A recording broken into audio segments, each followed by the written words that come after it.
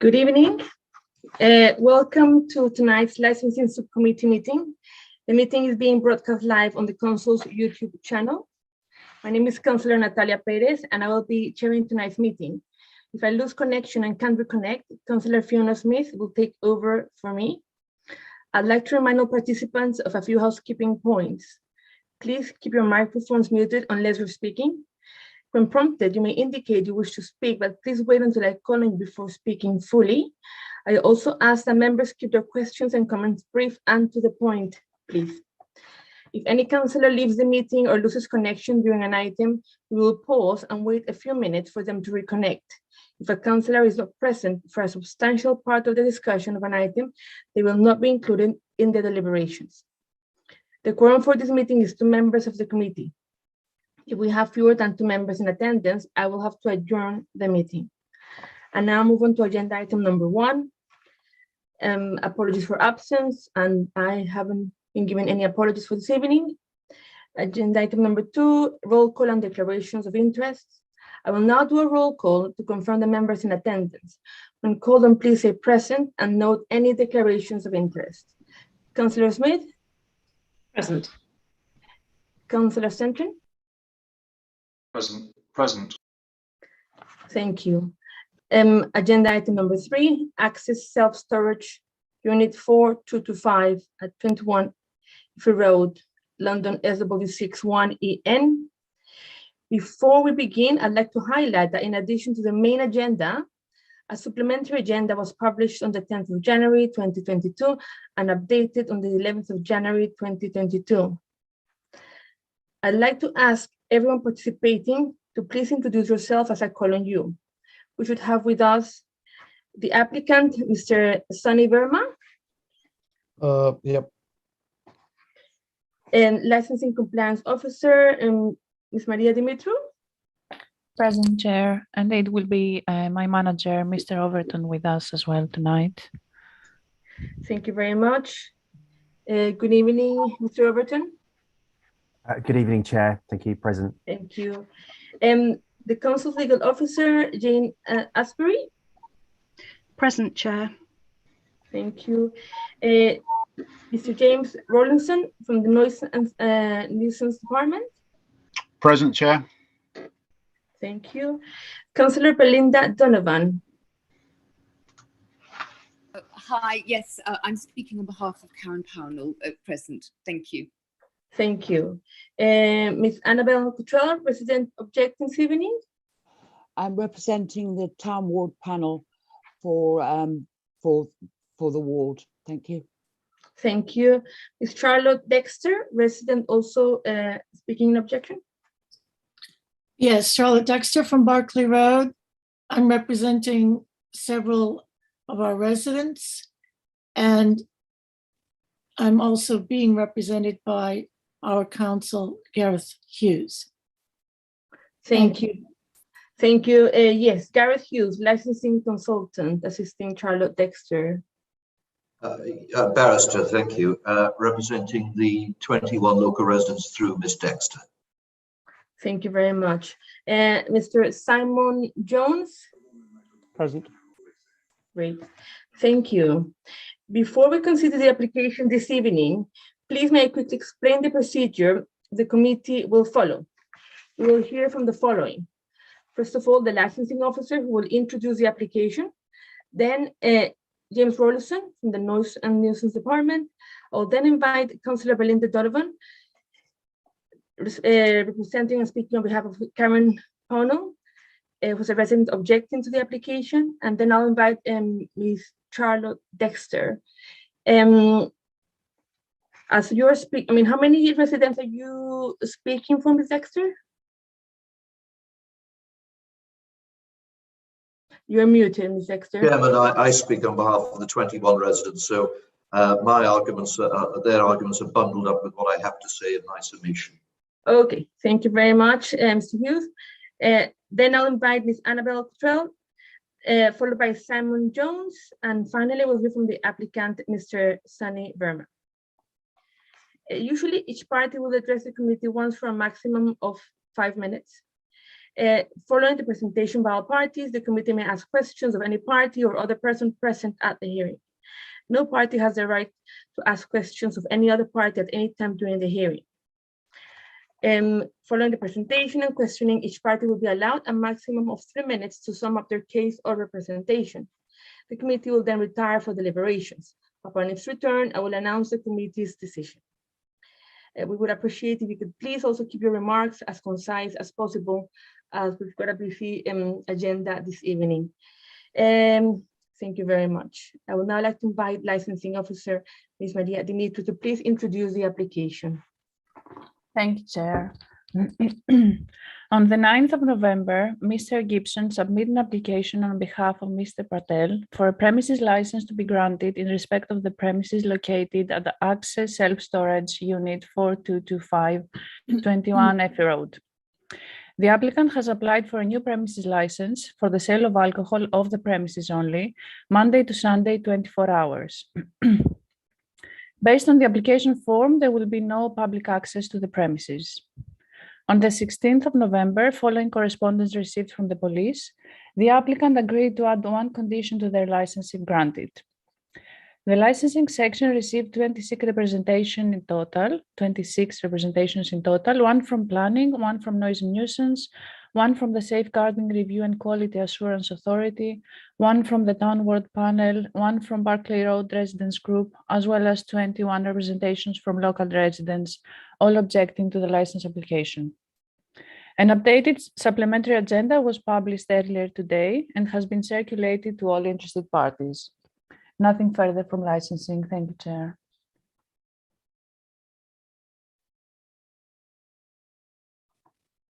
You're muted, Chair. Thank you. I would now like to invite James Rollison, please, from the Noise and Nuisance Department. Hello, Chair. Just to confirm you can hear me? Perfect. Yes, thank you. Excellent. Okay. It was worth checking before I start going on. So, okay. So I've submitted a representation of this application on the grounds of prevention of public nuisance, and specifically that the operating schedule as submitted with the application is not considered sufficiently robust to ensure potential noise nuisance is fully considered. In line with this, I proposed two conditions as part of this representation. Those two conditions are: the first one, delivery riders / drivers shall only be permitted to collect orders and deliver between the hours of 700 hours and 2200 hours Monday to Friday, 800 hours, 2200 hours to 2200 hours on Saturday, and 800 hours to 2000 hours on Saturday and bank holidays. Sorry. Sorry. Carry on, Mr. Rollison, carry on. Okay, sorry. Okay. So that was the first condition. And then the second condition that I put forward were for delivery riders / drivers shall only be permitted to collect orders and deliver on foot by pedal bike, electric bike and or electric vehicle after 2100 hours Monday to Saturday. Now, I proposed these two conditions to restrict the hours of the operation to prevent nuisance to residents. Just to be clear, if I was supporting a 24-hour license, I would have proposed numerous different conditions to promote the licensing objectives and the prevention of public nuisance. So the reason for these conditions then being to minimise any impacts to residents in terms of sleep interference, noise from vehicles and associated activities, and to generally prevent significant amenity harm. My key concerns with the application then in terms of noise are the potential for numerous deliveries, of which we don't know how many that may be, and it could be, if a successful business, that could be a lot of deliveries. If it were to work through the night and operate through the night, then as we get later into the early hours, we get very low background noise. People are obviously asleep, and in the summertime, people also have their windows open. There could be a significant amount of noise then associated with the activities and use of the premises during those times. This then situation exacerbated by the fact that I understand from having spoken or having emailed back from the applicant that it's not possible for any of the delivery riders or drivers to wait inside while orders are being processed. So again, that adds concern to obviously potential noise and nuisance being associated with that activity during those early hours when the background noise is a lot lower. Other key aspects which are of significant concern are obviously the close residential, adjacent residential. Now, obviously, it's a semi-commercial area in the sense that there are other commercial places around there, such as this premises itself, but there are obviously residential backing on to it who are relatively close. And then the final major concern which I had with the application is that all the orders will be, as I understand, processed and delivered by Deliveroo riders stroke drivers. And therefore there can be no commitment, as I understand, to electric vehicles, and that is a significant concern for this kind of activity during the early hours when obviously normal vehicles will be a lot noisier. So they're the reasons behind the conditions and the representation. Just to make reference to the licensing policy, the council's licensing policy, specifically section 10.1 of the policy states that the licensing authority will require the applicant to demonstrate within their operating plan how they intend to prevent nuisance arising, prevent disturbance, and protect amenity so far as appropriate to ensure that the licensing objectives are met. So that said, with such close proximity to residents, the prevention of public nuisance should have been a key part of the operating schedule. This then to ensure that control measures are in place to ensure residents are protected from potential detrimental effects of the licensed premises. So to move on to another section of the council's licensing policy. Now, I appreciate that planning is a separate aspect which can't be considered in this hearing. Section 5.2 of the council's licensing policy states the following: the licensing authority advises applicants that it would be beneficial if a lawful planning use can be demonstrated for the activities proposed in all applications for licensed premises. So the key observation here from noise and nuisance, then, with my suggested conditions being directly aligned with the operating times of the current site as conditioned through its planning permission, and the applicant then wishing to operate outside of these hours. The final aspect from the council licensing policy, which I'd like to flag up, is section 15.2, which states prospective holders of new premises licenses and those seeking variations to existing premises licenses are advised to consult with the licensing authority and the various responsible authorities at the earliest possible stage in order to reduce the risk of any disputes arising. Now, that said, I have sent several emails to the applicant and the then agent suggesting conditions, and these have been rejected, and there has been no input back on how the issues raised could be resolved. So we weren't able to actually discuss any of that other than just obviously getting back a rejection of the conditions that were suggested. So all that said, just to summarise, in my view, the applicant has failed to present sufficient detail within their application to demonstrate genuine understanding or consideration of the prevention of public nuisance with respect to their application and respect to the residents. Therefore, my recommendations to the committee is that if they are minded to grant the application, my aforementioned conditions be attached to the licence. And that basically ends my representation. Thank you very much, Mr. Burleson, for your presentation. Okay. I will now like to invite Councillor Belinda Donovan, please. Councillor Donovan. I hope you can hear me okay. Perfect. I speak on behalf of Karen Pownell, a resident who is unable to attend this virtual meeting this evening. The licensing authority may refuse to grant a license if 1, a representative from the planning department has been received, and 2, one or more of the licensing objectives would not be promoted. I submit to the licensing committee that 1, the planning department has indeed made a representation, and 2, the planning application cannot promote the licensing objective regarding the prevention of public nuisance because of the abundant noise and nuisance of delivery drivers congregating around the loading bay of the storage facility and zooming in and out on their motorised scooters from children's bedtime of 1900, 1930 through the night.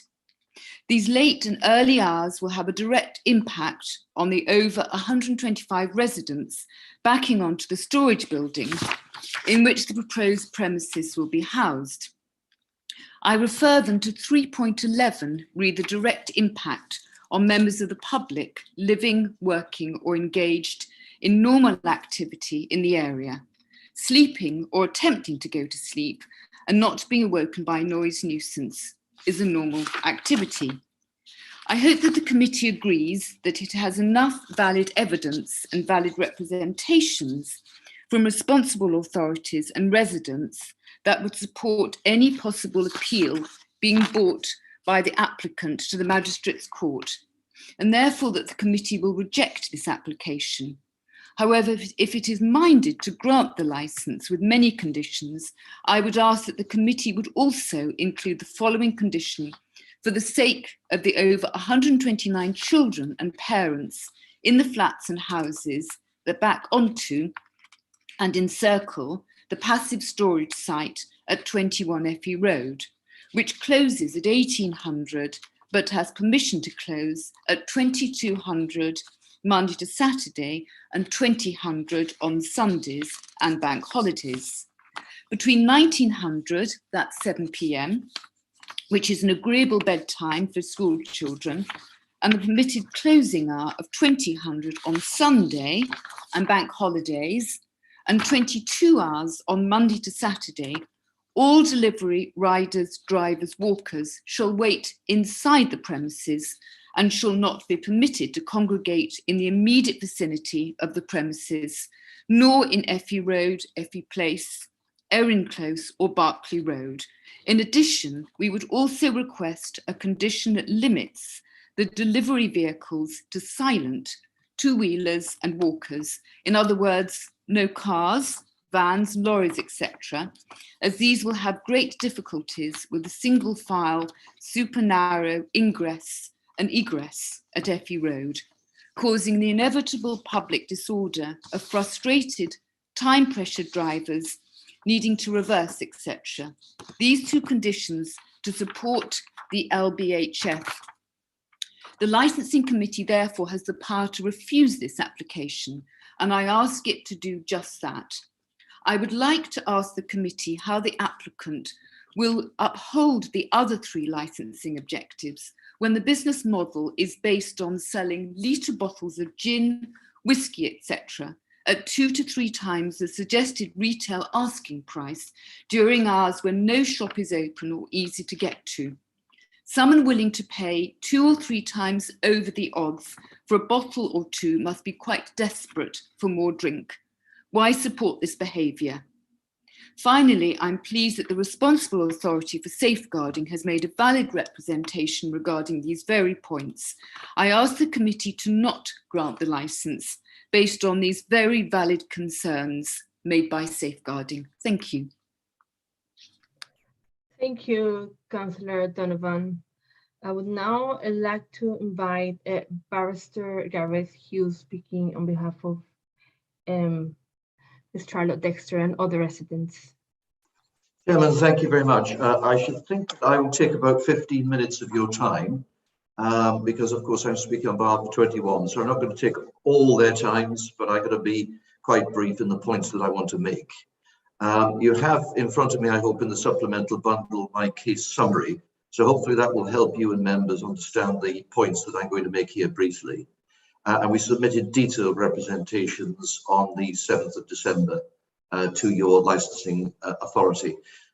We'd also have advise you to have close regard to the location plan, which I think shows the very close proximity, particularly of the back of the residence dwellings in Berkeley Road to the premises that we're talking about.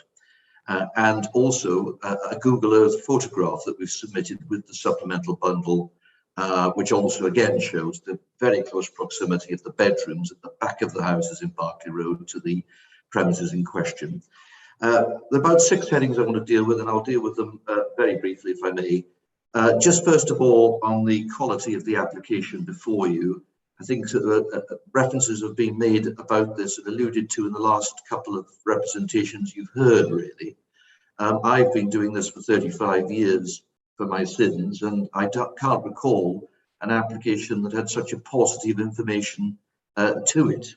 It's very rare to see an application such as this, which is seeking to place the licensable activity, which is the sale of alcohol, into a new premises in what is really a difficult area, and I'll deal with cumulative impact in a minute, but so very close to these residents who are very angry with this application, it must be said. We have no supporting documentation whatsoever, other than the one sheet, which is set out at page 19 of your report, and that is part of the application form. And all that refers to basically as a CCTV camera. And the premises will be operating to a high standard and will not cause any public nuisance. Well, that's not good enough in my respectful submission, Chairman. Hammersmith and Fulham have for many years had a very good licensing policy, which tells applicants very clearly what they should have regard to when making an application in front of you. And you know, as an experienced chairman, and your colleagues on the committee will know that you're often looking at expert reports, noise reports, transport assessments, and so on. All of those would be vital here. We haven't got them. And one wonders whether, I might use the phrase, this is a Trojan horse application, because it seems to me that one sheet of an application form has been submitted here, possibly with the hope that it might be nodded through by licensing officers under the delegated authorities, in order to obtain permissions perhaps in the future for more units within this storage facility. So maybe it's a Trojan horse for such future applications, and they haven't taken time to consider how they apply on this occasion. The second point, Madam, is the planning issue. And Mr. Rawlinson's quite rightly referred to this. Not entirely true to say you have no regard to it at all. We know that planning is a different regime to licensing. That's well established. I made that clear in my submission. But nonetheless, what Parliament did several years ago was to allow a planning officer to object to a license application. That wasn't the case in 2003 when the Act first came out, but Parliament saw fit to change the regulations to allow planning officers to object. And of course, your planning officer in this case has done exactly that. He has put in a submission, and it's quite clear in his view that what is proposed here, particularly in terms of the 24-hour nature of this proposal, is not agreed by planning at all. And so whilst planning is not determinative, of course, you're looking at all the licensing principles, it's advisory. And your own planning, your own licensing policy, of course, as Mr. Rawlinson pointed out, says at paragraph 5.2, and it's in your papers at page 6, that you will have regard to it. It says clearly that the licensing authority advises applicants that it would be beneficial if a lawful planning use can be demonstrated for the activities proposed in all applications for premises licenses. One wonders, Madam Chairman, in any event, whether this applicant, Mr. Patel, and I don't see that he's attending today, Mr. Burma seems to be attending for him, but one wonders if Mr. Patel has any locus to put a planning application in respect of this building in any event. Because Mr. Patel is here, by the way. Oh, I'm sorry, and welcome to him. But one wonders whether he has any authority to put a planning application in any event for this tiny unit within the overall storage facility. So question that. The third point I make is relating to section 16 of the Licensing Act. Again, I've set this out in my summary to you. What that indicates is that a person may apply for a premises license who proposes to use the premises for the licensable activities that he set down in the application. And the proposal is to use it for the sale of alcohol. And I just question whether he can ever give you the assurance that he can do that. Because I've put in front of you the contract provisions for access and storage, and that quite clearly indicates on the face of it that you will not be allowed to sell alcohol at any time from this unit. So one wonders how on earth he can propose to use the unit for the activities that he's seeking. The fourth point, Madam, is on the cumulative impact issue and the policy. Now, we would invite you and your colleagues to have regard to cumulative impact in this area. and Mrs. Dexter and others will make the point as well. The cumulative impact policy for this area, as you probably know, is in abeyance at the moment. And the reason for that is quite straightforward.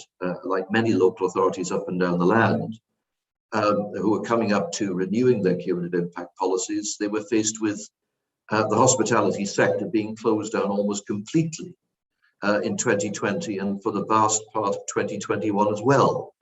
And so the issue we had there, many authorities had there, and I've advised authorities, and I'm advising them on cumulative impact policies, that is, unless they can get in the evidence to support the introduction of a new cumulative impact policy or a revised one, then they shouldn't be doing so at this point. And in common with Liverpool and Birmingham and Bournemouth and Bristol, cumulative impact policies have been suspended until the hospitality sector gets back on its feet. And local authority officers can then draw in the evidence as to the problems in an area. But Chairman and colleagues, what we would submit is that, and I well remember this policy coming into place back in 2009, what we would submit is that the underlying reasons and causes for that policy are still all there.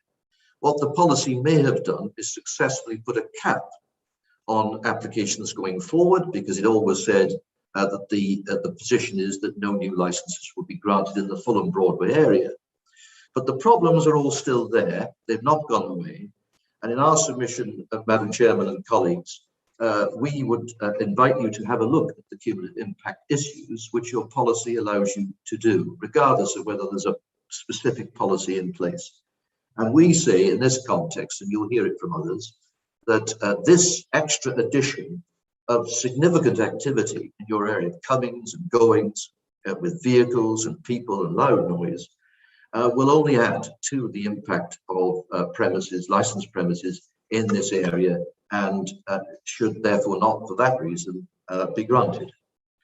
The fifth point, Madam, is the intended use of these premises.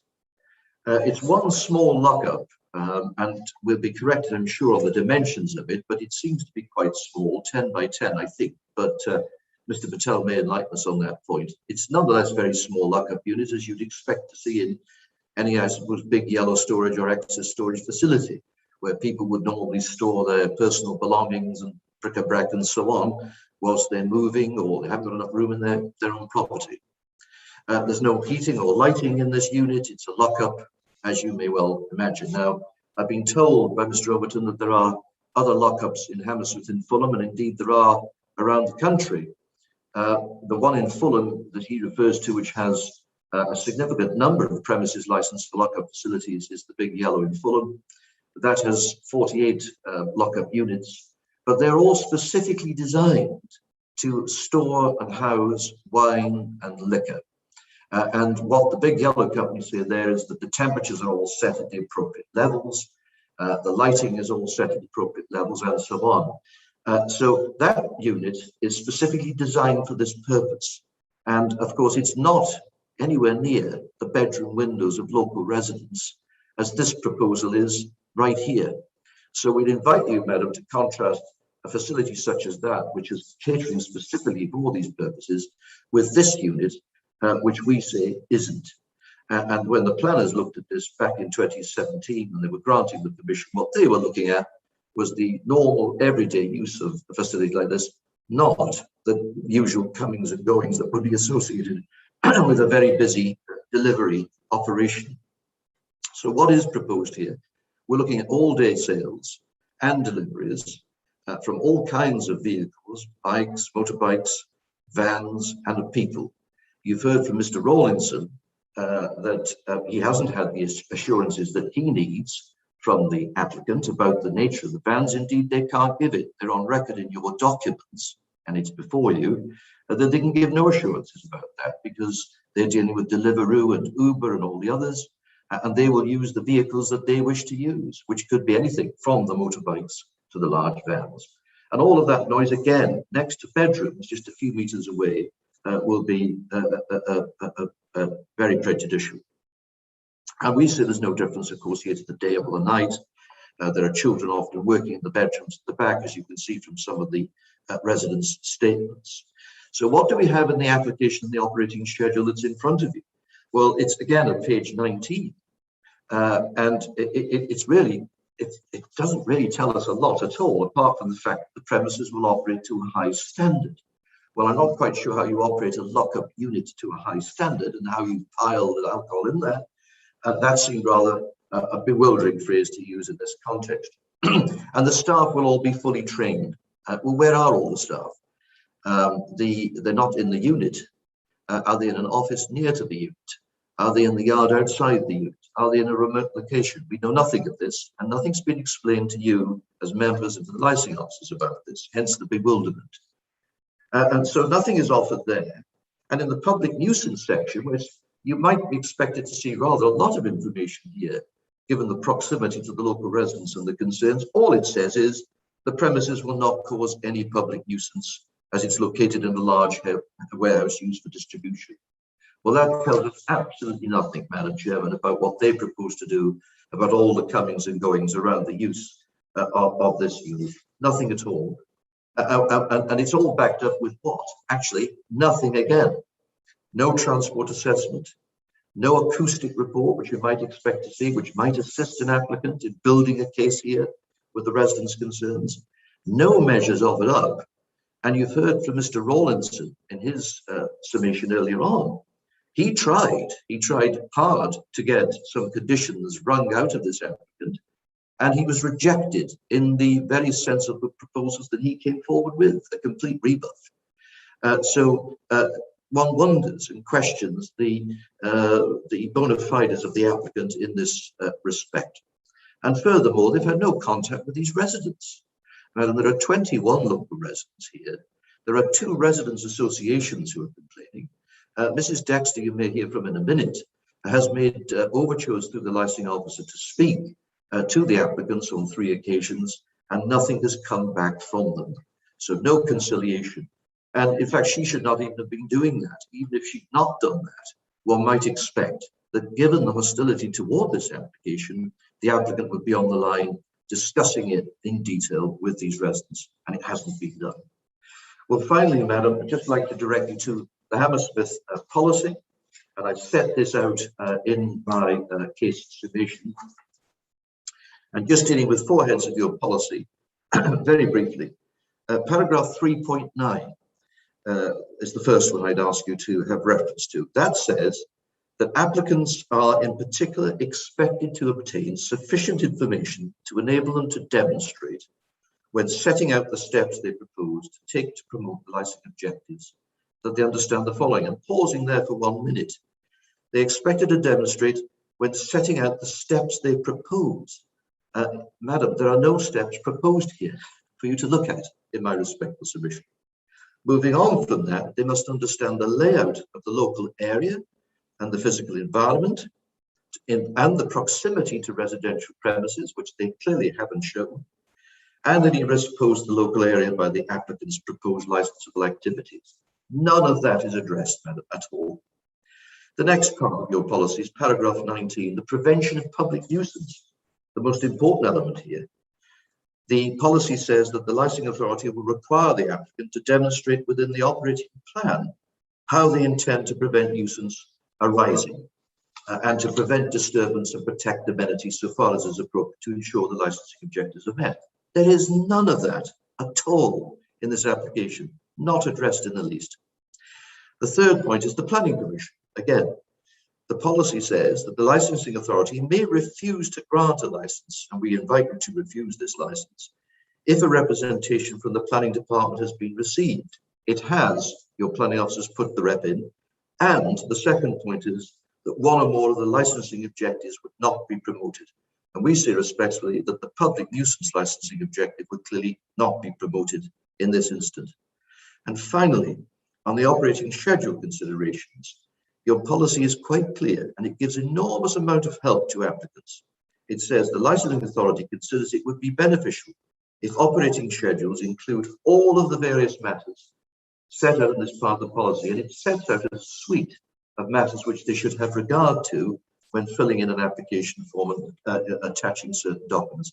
And that has clearly not been done in this case, Madam. So in all the circumstances, we invite you to reject this application out of hand. We have put a schedule of conditions in. That's without prejudice to our contention that this shouldn't be granted. But Madam, if it is to be granted, then we have those conditions before you. They're in the supplemental bundle. And again, we would invite you to attach Mr. Rawlinson's conditions as well as those we've also suggested to the document that we've suggested. So all in all, Madam, a rather unfortunate application.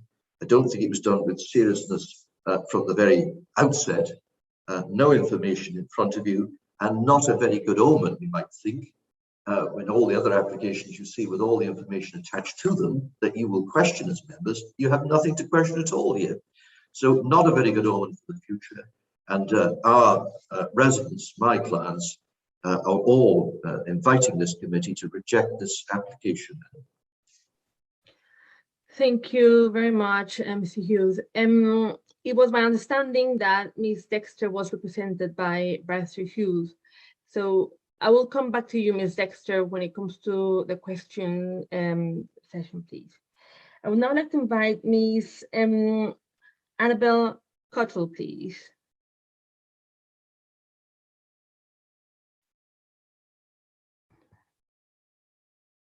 Ms. Annabelle Cottrell? Yes, sorry, just had a difficulty unmuting myself. Yes, I represent the ward panel, which is the residents for the whole ward, and it's a police community affair. There's not only the noise from the motorbikes and vehicles, but there'll be noises from clanking of bottles and any machinery they use in the unit, which is not soundproofed. It also occurs to me that alcohol is highly flammable, and there seems to be nothing in the application about how they're going to prevent any accidents or whether there's any fireproofing. But mainly I want to talk about the fact that sort of round the area where these bottles will be delivered are all highly residential. They're going to encourage parties to go on much longer into the night, generally throughout the area, because you never, if you haven't got enough alcohol in and you need it at 3 o'clock in the morning, that anybody who's ordering it is going to be extremely drunk already. So there'll be noise and nuisance not only associated with the local residents, but in the wider area. And the third thing which concerns me the most is that there is nothing, how is the applicant going to stop underage drinking, ordering this stuff and checking that the people who are ordering it can actually do it? I mean, the Deliveroo drivers aren't going to start asking for proof of age when they deliver the stuff.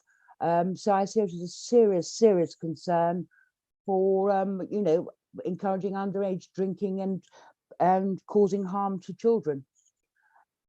Otherwise, Gareth has covered everything very successfully. Thank you very much. Thank you very much. I would now like to invite Mr. Simon Jones, please. Mr. Jones. Hi, evening. Yeah, I live in Evie Place, so I'm sort of sitting at the very entrance of the main access site itself. The last thing we want here is an all-night rampage of in-out deliveries. I visited Sam L. Rich yesterday, who's the store manager of Access Storage, and what I was trying to get to the bottom of is it Access Storage, the owner of Access Storage, actually requesting this license to maximize the site, or is it a tenant? I was told it was a tenant.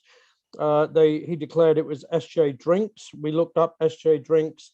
There seemed to be representation from Basingstoke, sort of an alcohol delivery business from Basingstoke with several locations, also claiming London as the headquarters.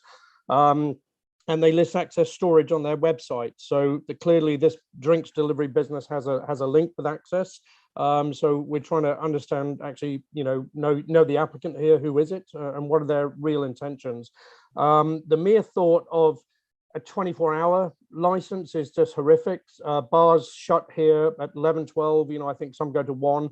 But this perpetuation, this selling off of the nighttime economy just simply can't be taken seriously here.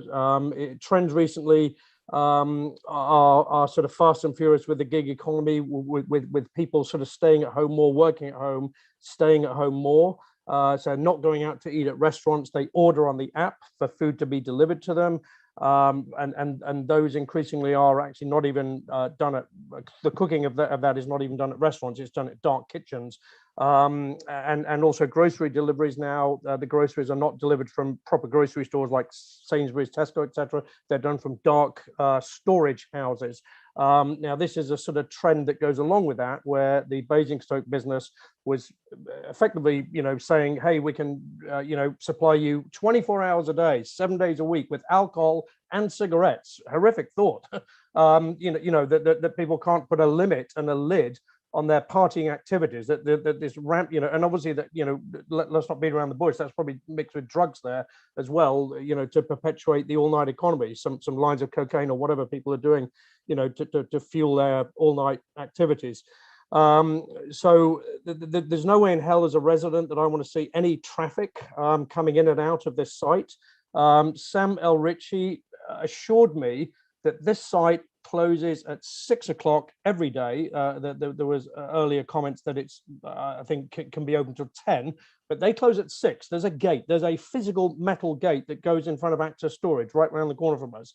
And on the other side, going out of Argonne Mews, there is a physical gate. So he assured me that this is a storage-only place. People are going to store their stuff there, but they can't operate out of there. They can't sell things out of there. And especially that can't be linked with a live booking system, like, oh, I feel like ordering some booze and cigarettes, whatever, at 3:30 in the morning on, Monday night, and bang, it goes out. There's a motorbike that goes in there and out. So let's be very clear. This manager of that Access Storage said that there's no in-out movement after 6 o'clock. End of story. So I don't know where this is leading to. So in other words, who is the applicant? If it's Access Storage, then they might be bending the rules. So they're using this application to clearly bend the rules, to slip one, buyers now with minimal information, as Mr. Gareth Hughes has said, Barrister Hughes, and then sort of later that then they, wow, the Access Storage warehouse has suddenly become this sort of mecca of there was, Paul used the word, but they become a sort of hub of this delivery business, this sort of 24-hour ordering it over the app, partying all night. Now, we had a live case scenario where the residents at number 1 Effie Place, sort of 5 males, about 25 years old, in the new economy with the lockdown, they were using the house as a party place. So they weren't going out to nightclubs anymore. They were sort of, buying the booze from Sainsbury's or wherever, and these guys were partying all night till 5 in the morning. These would be your prime customers to order over this app and perpetuate the party. No way in hell. They eventually got evicted on a Section 8 and Section 21 eviction notice from the letting agent and the owner of the house. So this is the kind of activity we do not want at all in Berkeley Road, Effie Place. So please do everything you can to block this.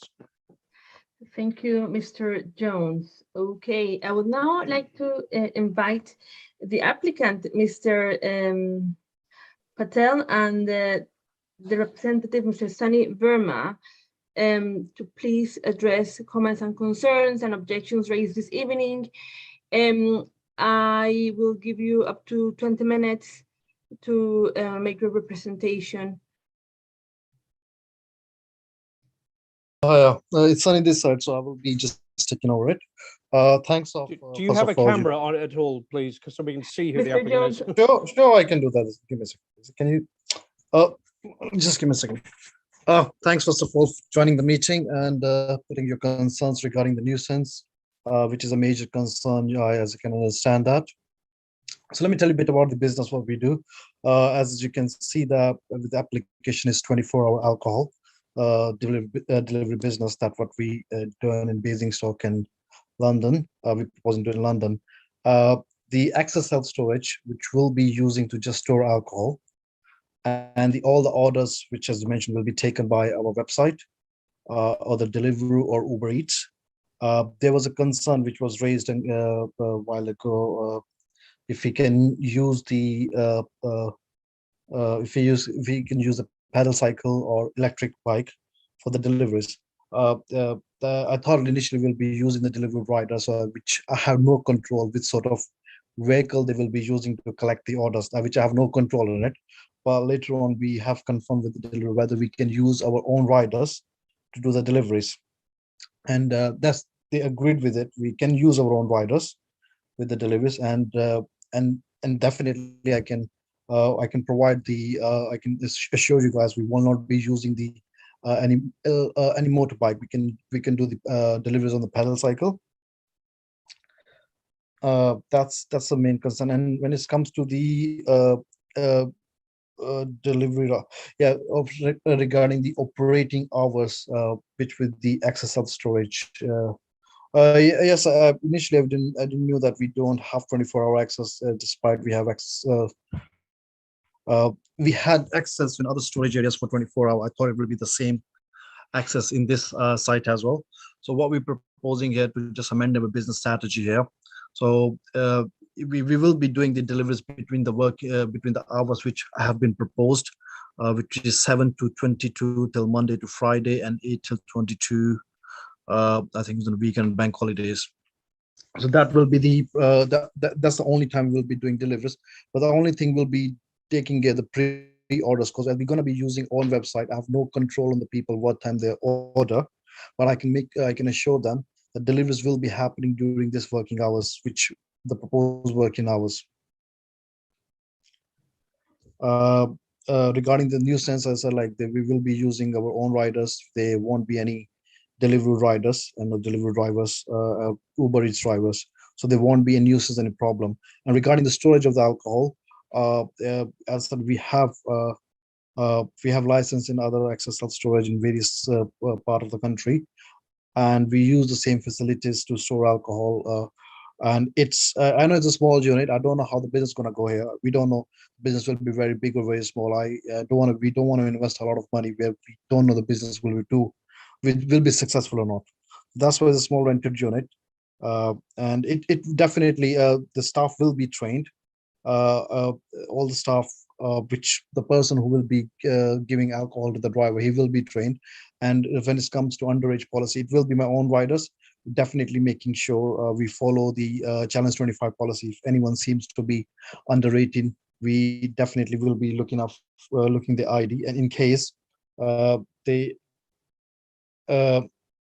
and in case anyone appears to be under 25, we will be asking for ID, and if they are under 18, definitely we'll be rejecting it, and we will be making note of this person have already in the database. This person has ordered the alcohol with us before, and they are under 18. So they won't be taking a reorders.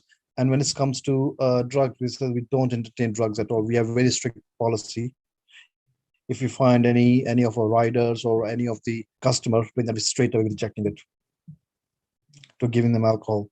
And in terms of, as you mentioned about this, we promoting a nuisance by supplying 24-hour alcohol in the area, because all the bars and the shut down at 11:30. But there's a number of companies that do deliver in your area, so we are not the one. We won't be the only one will be doing. There already is happening already there. So, and in our side, we will make sure we won't if we won't make a nuisance. So there won't be any nuisance on our side. That's all I say. And other thing is that we will be also selling alcohol via Amazon. That's basically there will be Amazon and eBay. We will be putting our alcohol items on their shop. That there will be pre-orders, but those are once again will be delivered, will be taken by the delivery riders during the working hours. And I can assure they won't be taken by any kind of big lorry or van. It will be going on the motorbike to the post office. That's my points. If anything I didn't cover it, I'm more than happy to cover it again. Thank you very much. Mr. Verma, does Mr. Patel wish to complement your presentation? I think thank you, but I think Sunny has covered what we had to say. Okay. Thank you. Thank you. And just one, I'm agreeing to the condition which was imposed by the Mr. James Rollison, for the drivers to be permitted the working hours and the it should be the pedal bike and electric bike. We are happy with those conditions.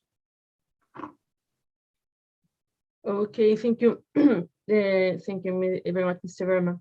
Okay, I would now like to invite members of the committee to ask questions of any party about the application and issues that have been raised at the hearing this evening.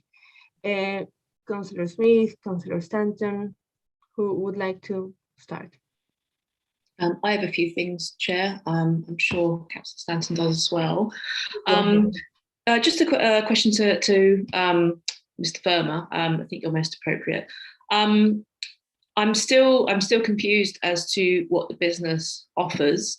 So I will ask a little more about what a typical transaction covers in a moment. But just a few things, and I'm slightly hesitant because I do want to keep this licensing focused. I'm aware of the limitations of planning, but I've also been reminded by our barrister friend present that it can be taken into consideration. Not a planning issue, but just delving into the T's and C's of access self-storage. Now, I think you mentioned that you do similar things elsewhere, so perhaps these are easy questions. We've talked a little bit about the 24-hour access and how that may or may not be affected, and you've said that you'll operate within the normal hours, which is a good sort of step. But there seem to be limitations within the T's and C's around using a storage premises as a registered office. So I don't know if that comes into conflict with a license. But as whether these things stand or not, have you been chatting to Access Self-Storage, particularly at this premises, but maybe you have a head office contact? I don't know. Are they happy with this business proposal? Going ahead. What have you discussed with them? Yes, sir. We discussed with them before even renting out the storage unit there. We did ask them. This is the reason we are taking this place to propose to start this business from the Fulham Access Self-Storage, and they were agreed. And regarding this, the question you asked, like we do the similar activities in the different parts of country. The typical transaction is the order has been made and it's all been taken via our head office, which based in Ealing. So we take all the orders there, and this is the only place for storage alcohol and any orders. I've lost Sunny. I don't know about anyone else. So have I. Likewise, yeah. Mr. Verma, can you hear us? Hello, Mr. Verma. I think you said Mr. Patel was also in the meeting, Chairman. Yes, Mr. Yes, Patel. I'm here. Okay. Yeah. Please I carry think on. he might be back now. Mr. Verma, we lost you midpoint. Okay, let me. So I was saying, yeah, definitely.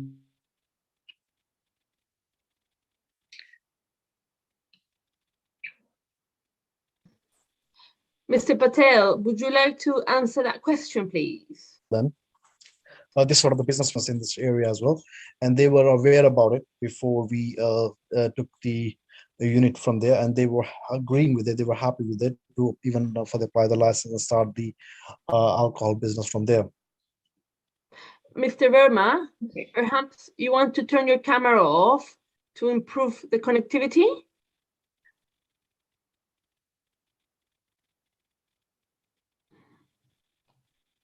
Mr. Verma, can you hear me? Can Mr. you hear me? Verma? Yeah, no, we couldn't. Can you please turn your camera off just to see if you can the connection improves? Okay, let me just turn off my camera, please. And if you could please respond that question as well, because we couldn't quite hear the answer. Okay, can you hear me now? Yes. Okay, I was saying, so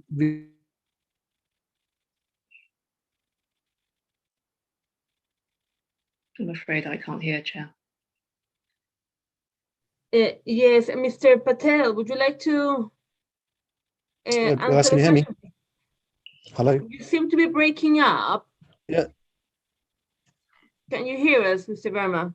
Okay, yeah, I can hear you. Can you hear me, guys? Yes, we can hear you now. Can you? Okay, so well, let me explain once again. I said before renting the Yeah. Mr. Patel, would you Okay, like so to? basically, okay, let me intervene. So Thank before you. we got into, prior to starting the business, we did, when we approach access self-storage and mentioned to them, this is what we are intending to do, that is storage of alcohol and delivering from that location across to nearby locations, and they were okay with it. Okay. Okay, that's interesting. I mean, I've used these places before, a different brand, and I've seen various clauses and restrictions and quite sort of severe stipulations on what I've used units for. But I haven't used this one, and I've only had a scant look at the T's and C's. Can you talk me through, please, what a typical transaction would be if this evening, you know, I'd like to purchase a bottle of wine. So I access your website and I pay. You know, what happens in the storage unit? Who are the staff involved? How are they trained? But also just step by step, you know, what happens? How do they gain access to these units? Quite often there are, you know, sort of codes and whatnot available. You know, and how do you do this smoothly? Okay, so each storage will have a supervisor. So every order that comes in, once, let's say you placed an order online, we received it at our Ealing office. Then we pass the data to our staff saying this customer, this is a customer location, this is the address, this is the they need one wine bottle. And because the staff is already in the access area, he or she doesn't need to enter the code to get in. They are already inside. But when they go out, every 24 hours, we get new codes to go in and out of the access self-storage barriers. The big gates, that I think, I don't remember, the barrister mentioned. So once that order has come through, then we wait for the driver to come in. Again, if it's within the hours, so if it's up to 10 p.m., let's say if you place an order by 9:50, and if we check on Google Map, it's going to take longer to be delivered, then we will cancel the order and refund the payment. But if it's something doable by 10 p.m., we will ensure it's delivered the same day. Otherwise, we can call back the customer and say if they are happy for it to be delivered next day. Most customers will say no. Okay, this is an interesting way to go about business, and I've got an image of some poor clerk in your organization loitering in a freezing storage unit, waiting for an order to come through. I mean, hopefully they'll be busy and they're toing and froing, and they can keep warm with many movements. This strikes me as as a little odd, and the whole business of operating from the storage unit, the idea of using the storage unit for work and working out of the storage unit, which is something within the T&C clauses that appears to be prohibited. This is just my elementary reading of the T's and C's. So yeah, I find this really weird. Just a final thing, and then I'll move on. You've been operating like this elsewhere in Basingstoke, I think I heard. How long have you been doing that for, and how has that been working out? In Basingstoke, it's almost over a year and a half now, but we also have similar business in and around London areas, and they've been operating since past 2.5, 3 years. And have you had similar, relations, good or otherwise, with the local, community? No, largely because the location of those storages are fairly commercial. Mm-hmm. So we haven't had any objections before I haven't seen this particular location, so I don't know how close it is to the general public, but we normally do look for locations which are in commercial area or quiet area where it's more likely to attract business rather than, create any disturbance. Okay, I mean, this has thrown up a few issues, so it's an interesting choice to have picked. I think that's my initial questions for now, Chair. I'll let Thank you, Stanton have a go. Councillor Smith. Thank you, Councillor Stanton. Over to you. Thank you very much. I have to say a number of my questions that I had, Councillor Smith has actually already asked. Can I just drill down, because I'm not quite sure I understand the method by which the delivery rider would collect the alcohol. Did you say that the alcohol would be brought down to outside for collection by the rider, or would the rider come in to collect the package? And also, I'm still slightly concerned about the access after 6 o'clock, when I understand that the gates are closed. Now, is it the case that there is a PIN number on the gate and the gates can be opened? And if that were the case, one would imagine the gates would be quite noisy, because most gates, in my experience, are.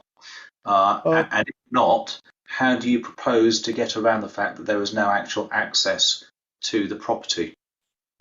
Okay, so they all the gates are, sorry, it's one Sunny back again. It's all the accessible storage. First of all, let me put the delivery driver will go in and collect the alcohol. For example, a bottle of wine, he will go and collect it, because we will be using our own staff. There won't be a Deliveroo or Uber riders, so they can go and collect directly from the unit, as they will be our trained staff.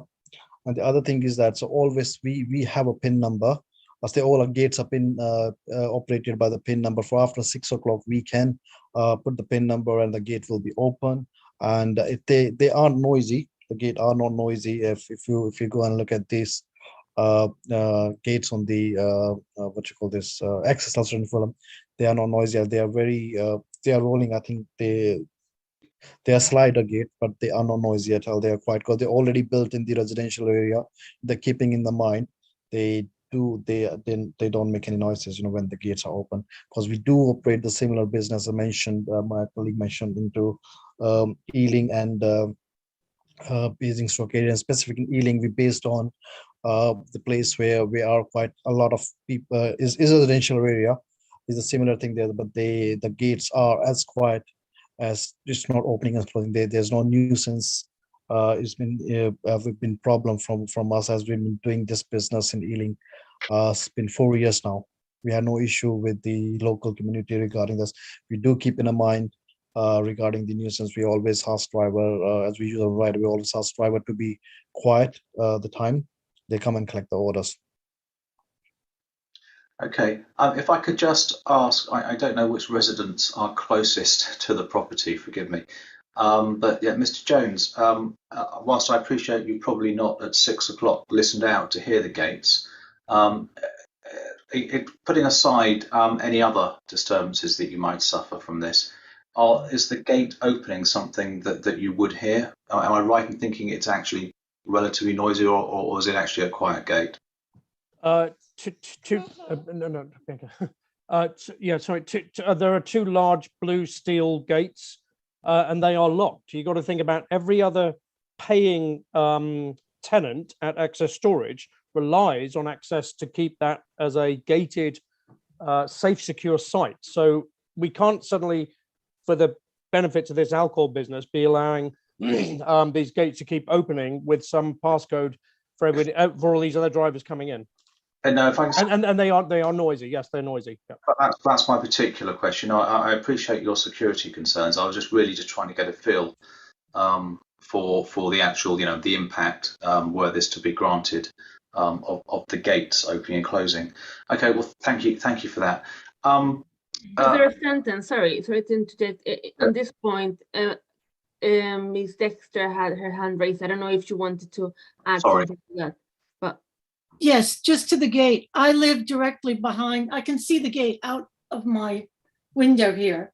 Mhm. This building is actually an original late Art Deco electricity board building, and it has original Art Deco gates on it that are very heavy. There is no push button, or there's no way to get into that gate except to have a key. And they also use old-fashioned chains on the gate. So the person who's in charge of the office at Access, who runs the facility every day, he goes out at 5 to 6 and closes and locks the gate. And that's the end of it. No one can open that gate. And every morning when he opens the gate at 8 o'clock, I hear it. So, it's your typical big, heavy kind of moving gate, and he pushes it and it kind of makes jangles. And, it's a typical gate, Counselor, But- just But- to sort of And then- confirm that. Thank you. Thank you, Ms. Dexter. Councillor That's- Stanton. Unless I've misread it, though, there are gates at the front and the back. So are they both the same? Yes, they both look the same. They both have the same mechanisms, and they're both treated the same by Access Storage and the Thank you. manager. Thank you. Okay, thank you very much. That's very helpful. In which case, a question to Mr. Verma or Mr. You've said that you've got various other sites, Basingstoke and Ealing, for instance. At their peak, when you're busiest, how many deliveries would you be doing of an evening, say between the hours of? Sorry, if I can just clarify that, between the hours of sort of 8 p.m. to midnight and then midnight through the night. So you see, as we have got 24-hour access there, it's very dependent, It's not that busy we're expecting. We generally say and over a night between, let's say, between 8 till 12, or we expect like 7 to 8 deliveries, because most of the shops are open during these working hours. People tend to go and collect it, or they tend to go in a pub. But if you're asking me after 12 o'clock, when all the shops and pubs are closed, there's slightly bit increase in number of deliveries we do. But during the normal working hour, when the shops and pubs are open, people most likely to go and get the alcohol from there, as delivering alcohol is comparatively a bit expensive than collecting from a shop, because it does involve giving job to the people. It does need to be considering the amount of the wages we need to pay to the delivery driver. So all those things would definitely include in the value of the alcohol. So we cannot sell at the price of the local store. There definitely will be a loss. Okay, thank you very much. Chair, thank you. I think for now that's all the questions that I have. Thank you very much, Councillor Stanton. Mr. Patel, in your answer to one of the questions that Councillor Smith made, you alluded to other premises that you have and how you locate them in areas that are more commercial and non-residential. So, and you also say that you are not very familiarized with the area. Taking into account the numerous objectives that we have here this evening and that have written prior to this evening's hearing, did you take any proactive steps to engage with the residents and understand some of the concerns they had and address some of the worries that they have around the application? Okay, let me answer this question. With my lawyer, Stewart, once we had a first representations, and one of the resident did ask me that how are we going to operate this business. I did ask them if you can pass my phone number. We definitely can explain what sort of business we are looking to start from here. But I never got a heard from them. I never heard from my lawyer. I never had any call from the local resident regarding the how we're going to operate, how we're going to do the business from there. I don't know, call from them. We are looking to engage from the day first. And it's kind of, Stewart, the agent we hired it, he didn't pass any of the details, even regarding this other concern which were objected about the delivery riders, by using the normal motorbike rather than electric bike. He didn't ask me about is there any way you can use our own riders. And I've been doing this business it's not the first time we're doing this business. We've been in the business from the last 5 years, we hiring more than we hired more than 20 people, staff 20 people working, and we always engage with the local community, and we do our best. We do make sure we do not make any nuisance which could be a problem for the local community. As like in the Ealing, where we do our business is local area with all the local resident. And so like we always made sure in the last 4 years been doing business, we're not having a single one complaint about the nuisance. Okay, thank you. And another question that I have is that you said that you would have your own drivers. That's correct, yeah. To make sure that they use their own silent vehicles. Yeah, that's correct. So we will be the providing vehicle, so that will be the silent vehicle. Are you going to be employing the drivers directly? Yeah, so we do have riders. We already have a staff of 20 which are based in various parts of London. I did mention them. So we are happy to invest into the we're happy to invest in the business. We're happy to invest in the vehicle. We will provide the silent vehicles, which is a major issue about in this meeting about the nuisance, and which will cover that point, that there won't be any kind of noise from the vehicle coming in and out while collecting or delivering the orders. Okay. I'm still not clear. Can you please confirm, do you have permission or not from your landlord, from Access and Self-Storage to use the unit as you intend to do? Yes, I do have. Okay. Where is it, Madam Chairman, if I may ask?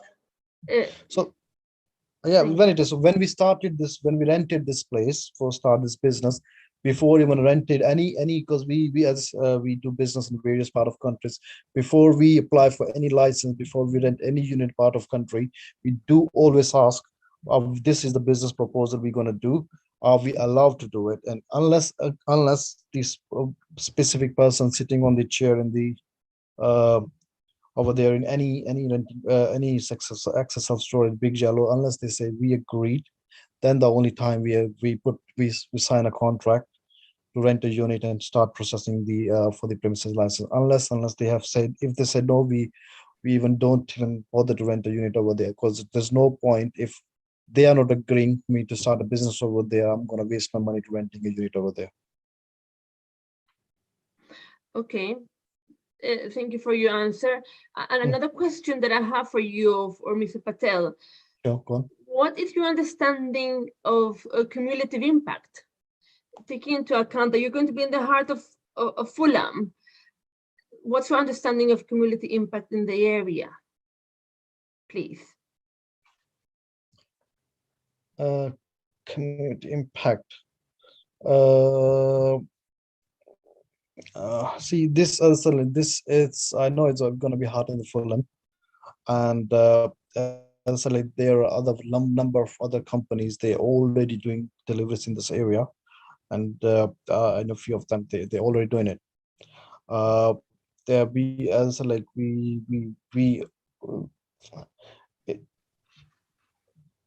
We will try our best, regarding community impact. So there will be a number of things. There will be jobs will be created as well when the business grows. There will be jobs will be created. There will be benefited the area as well. At the same time, when it comes to, you're talking about the night parties and all those things, this already happening in the area. And from our side, we always do our best to. Yeah, and another thing that another thing is that if we saving some lives, say people don't have to get drive. They don't have to drink and drive, so we are the one helping in terms of people as well to save their lives, so delivering on the doors. Okay, thank you, Mr. Verma. Councillor Smith, Councillor Stanton, have you got further questions, comments? I have one very, very short question, which is to Mr. Verma, because I think Mr. Patel has already answered this. Mr. Verma, have you actually visited this site yourself? Yes, I do. I did visit. I did put notice myself over there. Yeah. Okay, and what time of day was that? I went around 7:30 on that day. Yeah, around 7:30. I can check exactly what time it was. I can just roughly. Was that in the morning or the evening? After evenings. Okay, and it was open, or you just looked at it from the outside? At that particular day, the main gate, which you're talking about, the blue big gate, it was opened. And I did call the manager. I was telling him I'm coming here to put the notice, and he was quite happy. Okay, thank you. Thank you, Chair. Thank you. Councillor Smith? You're muted.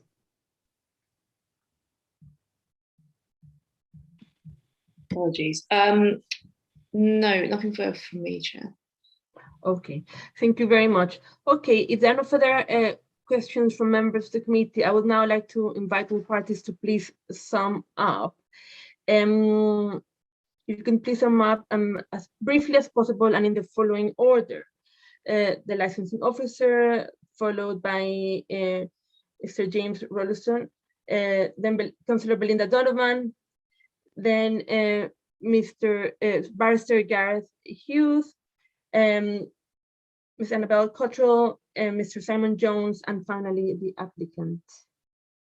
Ms. Dimitru, can you please sum up? Have you got? Yeah, nothing else from licensing. Thank you, Chair. Thank you very much, Ms. Dimitru. Okay, Mr. Rollinson, please. Yes, hello, Chair. Just trying to get my video to. Yeah, so I mean, ultimately, I'd laid out the conditions which we wanted to be applied to this application within the representation that I made. By the sounds of it, the applicant is prepared to meet those conditions, which obviously, while on the face of it is good news, and that kind of allays a lot of our key concerns. I'm just slightly bemused as to why we didn't have these conversations at an earlier date, because I've raised these two issues, obviously about the 24-hour usage and the fact that they would not be able to use electric vehicles and so on as key aspects, and obviously they now seem to have resolved both those issues, and I'm just slightly bemused as to why we couldn't have come to that conclusion at an earlier date. So so ultimately my two conditions look like they've been met, and they would need to be included on any permissions. Thank you very much, Mr. Rollison. Councillor Donovan, please. Oh, hi. I'm having heard everything. I'm even more concerned, and just asking the committee to particularly think of local children. The whole thing sounds pretty appalling to me, and I've been doing these licensing committees for 20 years. And just please, can this be turned down? The whole thing just does not seem good to me at all. Thank you. Thank you. Barrister Hughes, please. Thank you, Chairman. I agree entirely with Councillor Donovan's last remarks. I normally see great rays of light descending on an applicant's explanation, but here grey clouds are gathering. I'm even more confused now than when we came in, and what the applicant has said seems to be making it up as he goes along, with the greatest respect. Electric vehicles, well, where's the evidence of them, please, Chairman, so you and your colleagues can be certain what kind of electric vehicles, what kind of electric bikes they're going to be. This is all done on the hoof in response to what's being said. This should have been put in at the start of this application. If it had been a professional one, you would have expected to see this documentation. I must say again, having done this for 35 years, I've never heard an applicant, Mr. Patel in this case, say that he's not visited the premises for which he's applying for a license. A most extraordinary admission. I would have thought that every licensee, and I've done thousands of these, has visited the site to which they're applying for a license. And let's not beat about the bush here. This is not simply about storage. There's a lot of reference here to storage. I can store wine at my local lockup without a problem at all. They don't mind me storing wine there. The key issue here is sale of alcohol from the lockup unit. You wouldn't give me, and I wouldn't expect you, Chairman, to give me a license to sell alcohol from my back shed. It wouldn't be right, it wouldn't be proper, and one simply couldn't manage it. It's sale of alcohol that he's talking about here. The drivers, well, here's another fine one. We've been on about this for some time, and suddenly now all the drivers are being employed by the applicant rather than Uber and Deliveroo. And it's quite clear in the answer he gave to Mr. Rawlinson some time ago on 23rd of December that he cannot control the method of transport because he's using Deliveroo and Uber. Now suddenly all that's changed. Well, can you as committee members see the evidence of that, please, so that you can come to a determination whether this is true or not? We don't take oaths at these committees, but we do expect to see the evidence that backs up what is being said. Much is being said, of course, about the agreement. There's quite a clear clause in that agreement that at no time during the term shall he offer any alcohol for sale from the premises, and that's what he's applying to do here, sell it. So he says, well, the member of staff will rush in and get the bottle of wine or the whiskey or whatever it may be from the lock-up unit. He has to travel, I think, up 2 flights, because I think this unit is on the 2nd floor. He's got to, where's he waiting, Madam Chairman and colleagues, for this order to come in? Is he in the street? Is he in the yard outside? Is he having a cigarette while he's waiting for the orders? We've got no idea where this individual would be. He certainly won't be in the access and storage office, because that will be locked for the evening. There's no doubt about that. So where's that office? It's piecemeal. It is an appalling application, Madam Chairman. It's the worst I've ever seen in many a long year. And I maintain my view that it should be rejected. Thank you. Thank you. Okay, Ms. Annabel Cottrell, please. Can you hear me? Yes. He says he's had a discussion with Access and reached an agreement with him. Why wasn't the agreement he's reached with Access included with the documents? If it was just a vague discussion at the beginning and not a proper formal agreement with Access, that's not good enough. We should have had whatever formal agreement he'd made with Access. I mean, it seems as though the applicant didn't even know that the gates were locked at night, locked and chained and bolt and with a key, with a padlock. I don't understand this at all. Secondly, even if they use their own cyclists or, I don't know, electric bike chaps, these are going to be casual labourers. There's no way they can train them to meet the licensing objections, not causing harm to children, and they can check the applicant's ID and age. There's absolutely no way that's going to happen. I really object strongly to the fact that he says he's tried to interact with the residents when Charlotte Dexter has tried on numerous occasions to have a conversation with them and they've never got back to her.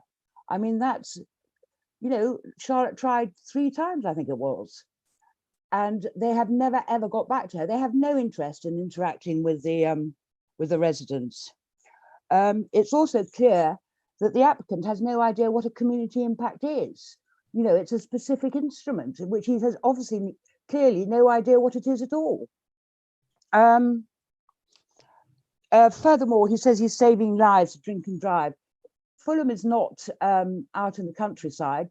People walk. If they need an extra bottle of booze, they walk to wherever they're going. They don't drive there. We're all within range, a couple of minutes walk of an off license. And I'd just like to back up Simon Jones's point about we've got a lot of rental properties in the area. You all know that. I mean, there's a high percentage of houses in Fulham that are rental. And yes, we don't want, every street in Fulham has a problem with one lot of renters who continually party. And we don't want to, encourage that. We had a lot of problems during lockdown with doctors working on the front lane and everybody and various people partying all night next door to them. We can really do without that. That's the end of what I want to say. Thank you. Mr. Jones, please. Yeah, hi. Let me put it bluntly. This is the very, as somebody who's lived in this area for 19 years, this is the very worst kind of business that I could ever imagine coming on my back doorstep. I want it blocked. There's no way in hell this should be allowed to go on. Sam El Ritchie was very clear with me yesterday unless the applicant is a family friend or has some business link or whatever with the owner of Access Storage, which we still haven't deciphered tonight. I don't know what their link is, or whether he's a pure tenant or whether he actually is a family friend of the owner of Access. I have no idea. But it was very clear to me yesterday when I visited that there was no business to be, this is a storage only facility. It is not a transactional place where people can order on a live booking system and get stuff out of there delivered to a local neighborhood. And it was made very clear to me, unless he was lying yesterday, that it is 6 o'clock means 6 o'clock. Nothing is going into that building after 6, end of story. Unless you're going to break the rules and it's going to creep to 10, then Access Storage need to explain why they told me that yesterday. And that was the store manager yesterday there. So he should be the responsible person there.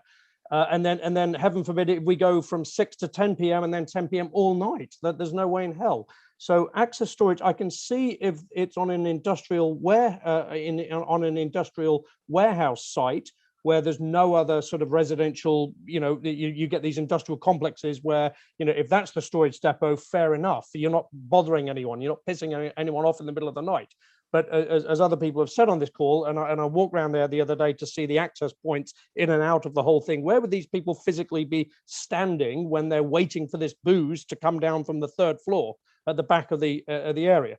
If you've got even 2 people, there'll be a conversation, even one person on their mobile in the middle of the night, or 2 people, 3 people, there'll be chit chats. Charlotte Dexter will be going nuts because it's right behind, where her house is, and as will other people. And just in Fulham Broadway, we have, and I've tackled the council on this several times, we've got the Scarab cleaners going in the middle of Fulham Broadway, these road sweepers going at 2, 3, 4 in the morning. We get enough noise and nuisance around here with the cleaners, with the Heathrow flights coming in at 4:30, with the police sirens up and down in the middle of the night, plus drunks stumbling around here. But the last thing we want is a constant alcohol. This is promoting an unhealthy lifestyle. Let's not forget alcohol and cigarettes at 2, 3, 4 in the morning. Are you kidding me? So that's what I've said. You've heard my passion about to block this. It will, it does not need to go ahead. End of story. In a residential, if you want to degrade Fulham, then we might as well have a 24-hour nightclub around the corner. Thank you, Mr. Jones. Okay, I would now like to invite Mr. Verma and Mr. Patel, please.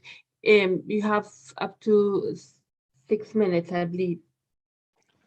So see, I raising about the concern once again. It comes about the community impact and the other concern was about the nuisance, and we haven't been there regarding this. See, and the other concern was like I can't have kind of family connection with the access of this. There's nothing like that. So once again, it's been agreed. I don't know what kind of businessman will be on the earth before renting any place. He wouldn't have asked the landlord, can I do this business there? So that's definitely it's been considered before we rented the unit. We did ask the self-storage, and they were agreed with it. And regarding this unhealthy lifestyle that was talking about, it's not us. We are not the first one. We're doing it. The delivery is already being happening in this Fulham. Okay, and there are a number of companies. There's a number of companies they are doing it, and once again, I have been asked, do we have to provide the proof of what sort of electric vehicle and what sort of cycles? Just pedal cycles, we can use it. And generally, to be honest to you, it's one of the and I was like I already have a staff of 20 people, which I have already employed it in Ealing and the Basingstoke, which we do it. Which, if they requested, we can prove that as well. In terms of using own riders, it's been cleared with the Deliveroo, Uber Eats, and I have my own website as well. So which we generating, and we have our own app as well. So it's not like one way we generate the business. There are a number of ways we generate the business. It's not about one way. So they are more than happy to go on the Deliveroo website right now, or Uber Eats, and they can use. See, they do allow people to use their any restaurant or any sort of business. They do allow to use their own rider to generate the business to do the deliveries. And regarding the last point about this, talking about this collecting the alcohol, I said, like, this is my own drivers. They don't really even have to stay in the unit. Let's say let's say you place the first order. My driver goes there. he has the code and keys and everything, goes there and collect it, and then he goes to go and deliver it. Then he goes a second order, and then he come back and collect his second bottle of alcohol or whatever the order is, and goes there. So it doesn't have to be sitting in the access health stores 24 hours or 7 days a week or during the hours. He can go and coming is depend upon, and definitely, as I said, once again, we're using to tackle the public nuisance. We are happy to comply with the condition which been met, and we are happy to operate during the working hours. And we definitely will be taking 24 hours orders, but the deliveries will be happening during this the time frame which has been told. Thank you, Mr. Verma. Mr. Patel, would you like to add to Mr. Verma's summary? I'm fine, thank you. I think Sunny's covered it. Okay, thank you very much. Okay, thank you all for summing up. The committee will now retire to take a decision. You're all welcome to remain in the meeting to hear the committee's decision. However, this may take some time. If you don't want to wait, a summary decision will be published on the council website tomorrow morning. However, we will come back to this meeting when we finish our deliberation. Can I please ask members to turn off your video and mute your microphones and join the private meeting room for deliberations? Thank you.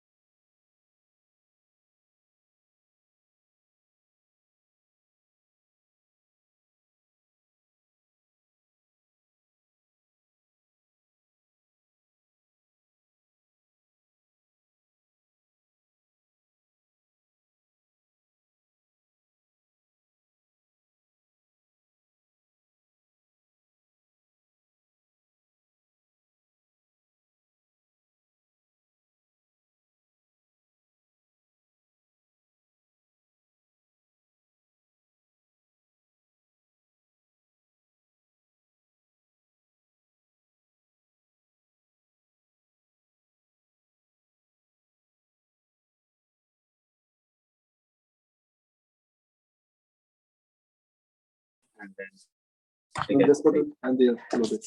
All right. Okay.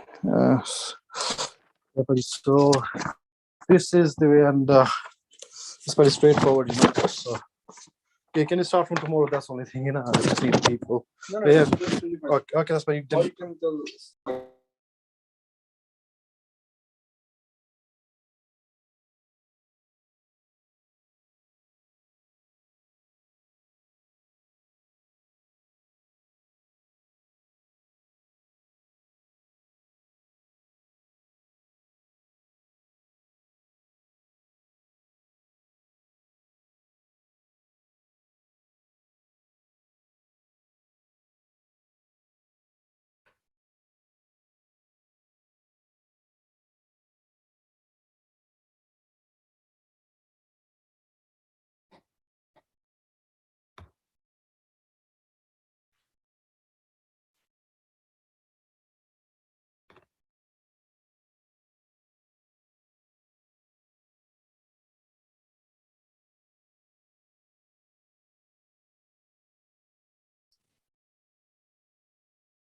What's up?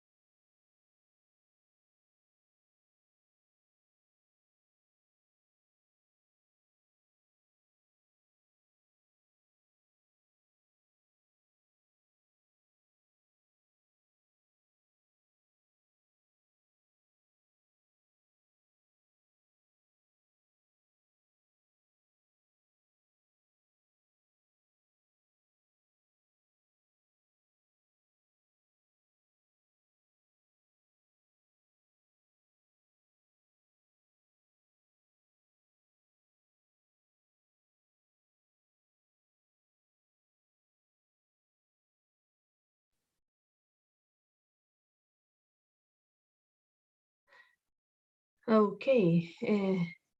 Hello all. Thank you for your patience. The committee has finished the deliberation, and I'm now going to read out the decision that we've made. The committee has considered an application for the grant of a premises license under the Licensing Act 2003 for the sale by retail of alcohol off the premises only. In summary, the committee has decided, after taking into account all of the individual circumstances of this case and the promotion of the 4 licensing objectives, to refuse the application. A copy of this committee's full decision, including its reasons, will be sent to the parties forthwith. If the applicant is unhappy with the decision, they're entitled to appeal to the Magistrates' Court within 21 days from the date of notification of the full decision. I'd like to thank everybody watching and participating this evening. A copy of the decision will be published on our website tomorrow. Thank you very much. Thank you, Chairman. Thank you, Chair. Thank you. Chair. Thank you. Thank you very much. Okay, I would now like to invite members of the committee and draw your attention to agenda item number 4. Londis 53 Palliser Road, London W14 9EB.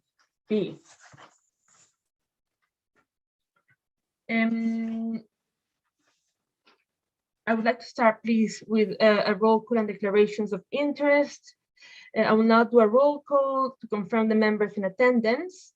When called on, please say present and note any declarations of interest if you have any. Councillor Smith? Present. Thank you. Councillor Stanton? Present. Great. Thank you very much. Before we begin, I'd like to highlight that in addition to the main agenda, a supplementary agenda was published on the 10th of January with additional comments received from the applicant and Ms. James Corner, resident objecting to the application. I'd like to ask everyone participating to please introduce yourself as I call on you. Do we have with us the applicant? Okay, the applicant's not with us. We should also have with us licensing compliance officer, Ms. Maria Dimitru. Present, Chair. Thank you. Thank you. I understand that we also have from the licensing department, Mr. Adrian Overton. Yes, present, Chair. Thank you. Thank you very much.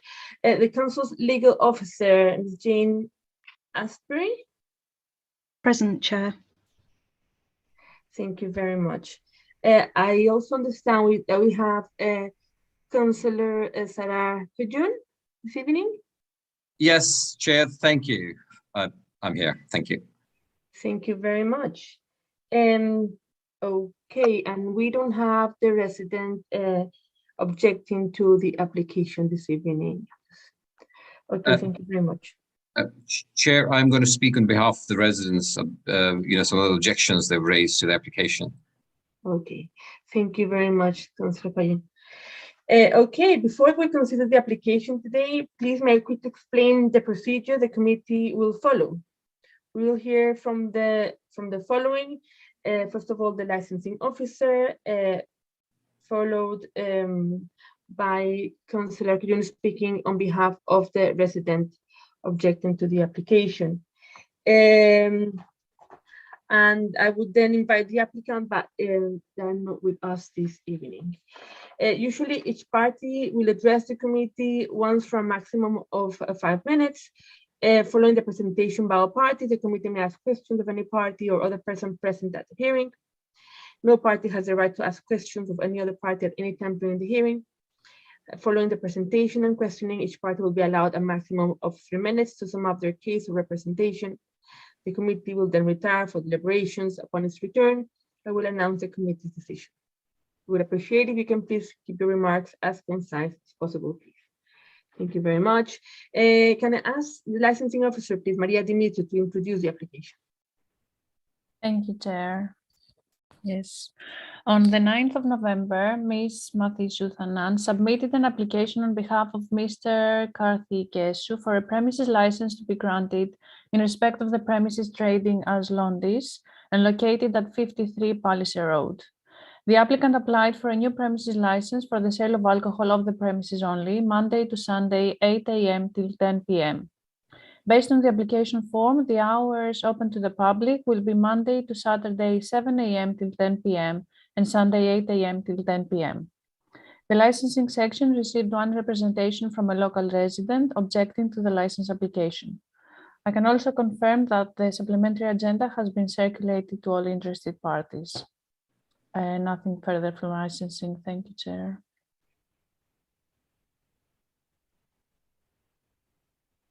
Thank you very much, Ms. Mitro.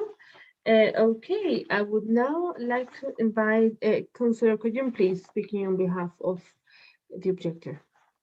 Thank you, Chair. I support some of the objections raised by the residents against the application, as it hasn't shown any understanding of some of the factors that they have mentioned in their objections. There are two off license already at this resident neighborhood. It's a neighborhood where their family, they live both in blocks flat and also in the houses. And I think that I support their objection that the third off license in that neighborhood is likely to increase antisocial behavior in that small neighborhood. It's a fragile ecosystem, and the third off license poses a significant risk to it. Barron's Court isn't a late night shopping destination, and also closes at around 10 p.m. most of the sort of places there. So the request for the concession for the application to 9 p.m. doesn't really mean much. The only known residential destination is Queen Club, the tennis club, and for the hospitality events, they cater internally on site. Also, during the daytime, there are at present some antisocial issues in the park at Magrin Gardens Cemetery, and we've got 2 colleges around the corner from there, Hammersmith College and William Morris, with young people age 16 to 24 in a very close proximity. It's though that sort of there are lots of other issues mentioned in there. I mean, it's going to cause a problem and a further constraint on the police in case of any antisocial behavior and all of that. So the objections that were raised by the resident in this case, I fully support that as their local council. Thank you so much. Thank you very much, Councillor Kayoun. Okay, the applicant will not be attending the hearing. However, I would like to draw your attention to the main agenda and the written submission and additional information submitted on the supplementary agenda.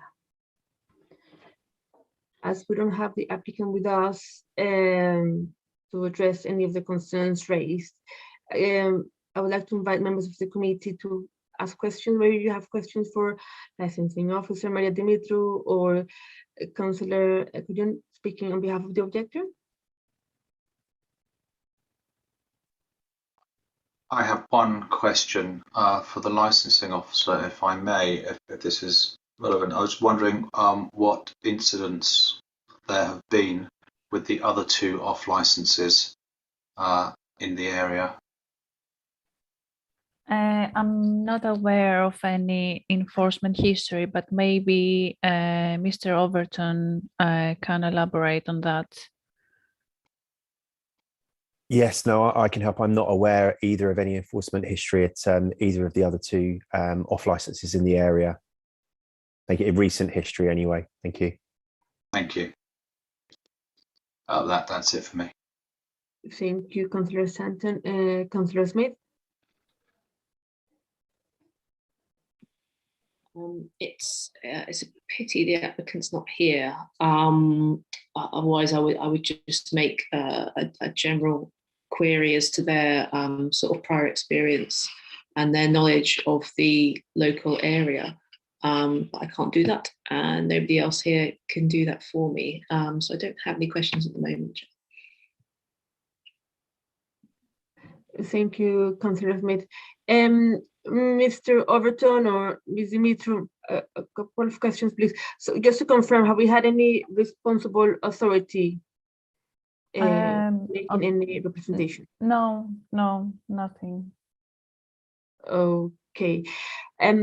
The other 2 of licenses close to, well, in that area, what other hours of operation?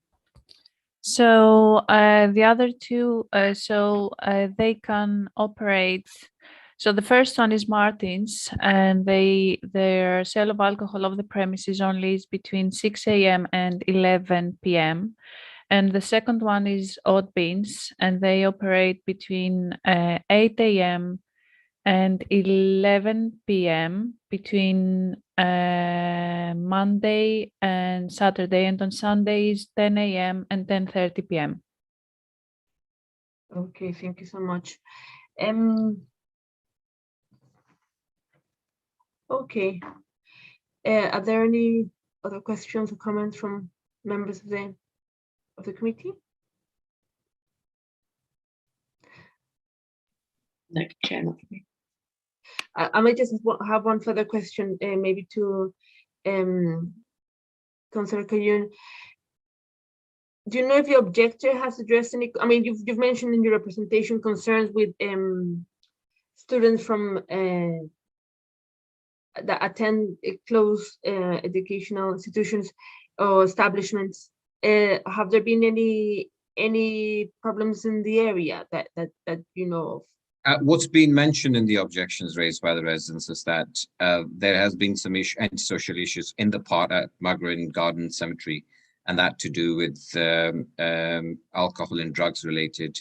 And mainly, I'm not sure exactly what sort of age group was involved, but it's very close, by in a very close proximity. But that's been repeatedly reported and mentioned. Okay, thank you very much. Okay, if there are no further questions or comments, I would now like to invite all to sum up, please.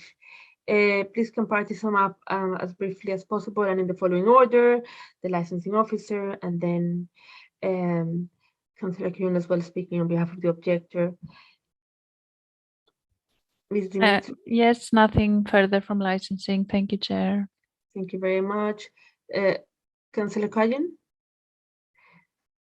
I've nothing really significant further to say in addition to what I've already mentioned, apart from that the factors that the residents have raised, which they have collectively consulted and raised with myself. I fully agree with the objections they've raised, given that it's a very small residential neighborhood and the capacity from 2 to 3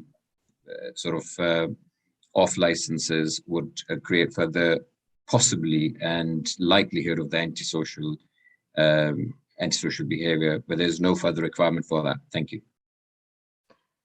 Thank you very much. Okay, the committee will now retire to take its decision. Other participants are welcome to remain in the meeting to hear the committee decision. If you do not want to wait, a summary decision will be published on the council's website tomorrow morning. Can I please ask Councillor Smith and Councillor Stanton to turn off the video and mute the microphones and join me in the private meeting for deliberation? Thank you very much.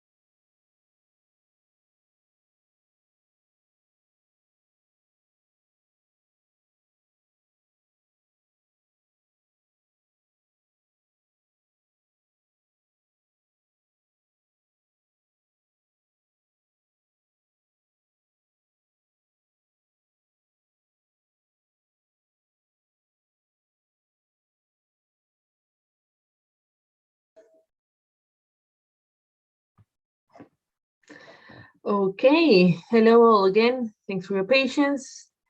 The committee has finished deliberating, and now I'm going to read out the decision that we have made. The committee has considered an application for the grant of a premises license under the Licensing Act 2003 for the sale by retail of alcohol of the premises only.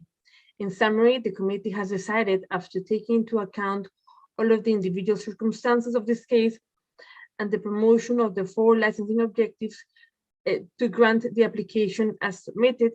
The license is subject to any mandatory conditions and a further 4 conditions from the Council's suggested pool of conditions. Strong beer and cider above 5.5 shall not be displayed or sold. Single cans or bottles of beer or cider shall not be sold. The Challenge 25 policy shall be implemented in relation to the sale of alcohol. A telephone number for the premises or a responsible member of staff on duty shall be displayed so that it is visible from the public highway for members of the public to lodge complaints. This license becomes operational with immediate effect. If problems are experienced, then an application for a review of the premises license can be made. A copy of the committee's full decision, including its reasons and the full text of conditions added to the license, will be sent to the parties forthwith. If the applicant is unhappy with the decision, they are entitled to appeal to the magistrate's courts within 21 days from the date of notification of the full decision. Okay, thank you so much all for watching and participating this evening. And Thank you, Chair. Good evening. Thank you. Thank you so much. Thank you. Thank you. Good evening. Bye.